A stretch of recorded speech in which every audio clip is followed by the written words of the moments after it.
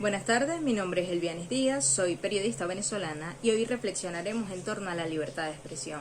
Por un lado, como un derecho necesario para el desarrollo de otros derechos, pero también como un requisito fundamental para el desarrollo de las sociedades democráticas. Esto en el marco del Diplomado de Libertad de Expresión y Democracia de la CIT y de la UCAP. Dicho esto, estudiemos un poco ¿cómo es la libertad de expresión de cara a instrumentos internacionales? Empecemos por el Sistema Interamericano de Derechos Humanos, que se compone de la Corte, la Comisión y la Relatoría. En el caso de la Comisión Interamericana de Derechos Humanos, esta tiene la capacidad junto a los estados de presentar casos ante la Corte, casos de violaciones a derechos humanos. Además, es quien se encarga de la selección de estos casos, así como el desarrollo de la jurisprudencia en derechos humanos. La Corte, por su parte, es la instancia que procesa y juzga los casos de violaciones a los derechos humanos presentados por la Comisión. Por su parte, la Relatoría Especial para la Libertad de Expresión, aquí nos detenemos y vale la pena resaltar, la libertad de expresión es tan necesaria y tan fundamental que con las atribuciones de la Convención Americana y la CIDH se creó la Relatoría Especial para esta libertad. Esta tiene entre sus principales objetivos estudiar, promover y respaldar el derecho humano a la libertad de expresión e información. La Relatoría, además, lleva a cabo asesoramiento legal en materia de protección, promoción y difusión de la libertad de expresión.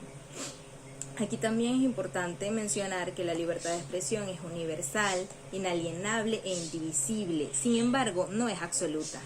Y el adecuado ejercicio de la libertad de expresión amerita un componente ético. Vale la pena resaltar que la libertad de expresión e información es un derecho que no es exclusivo de los periodistas, es un derecho de toda persona. Además tiene dos dimensiones, la colectiva y la individual. Dicho esto, la obligación de los estados es respetar, proteger y dar cumplimiento al ejercicio de la libertad de expresión e información, es decir, generar y promover medidas que permitan el adecuado desarrollo de este derecho. No obstante, los gobiernos latinoamericanos, y un ejemplo es el venezolano, distan mucho de proteger la libertad de expresión. Es importante saber también que el derecho a la libertad de expresión figura en el marco internacional de los derechos humanos en el artículo 19 de la Declaración de los Derechos Humanos, en el artículo 19 del Pacto Internacional de Derechos Civiles y Políticos, así como también en el artículo 4 de la Declaración Americana de los Derechos y Deberes del Hombre y en el artículo 13 de la Convención Americana sobre Derechos Humanos. Vale la pena detenernos en la Convención Americana y su artículo 13, el cual señala algo fundamental. El derecho a la libertad de expresión no puede estar sujeto a previa censura, sino a responsabilidades ulteriores.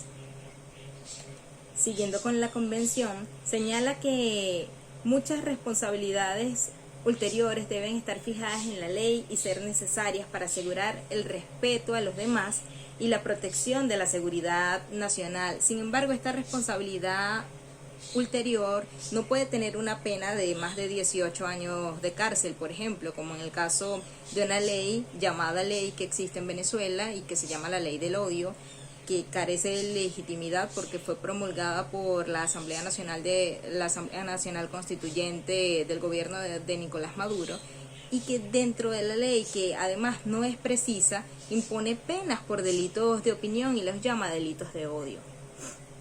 En este sentido, la convención es muy explícita. No se puede restringir el derecho a la libertad de expresión a través del abuso de controles oficiales o particulares como este ejemplo que les acabo de dar.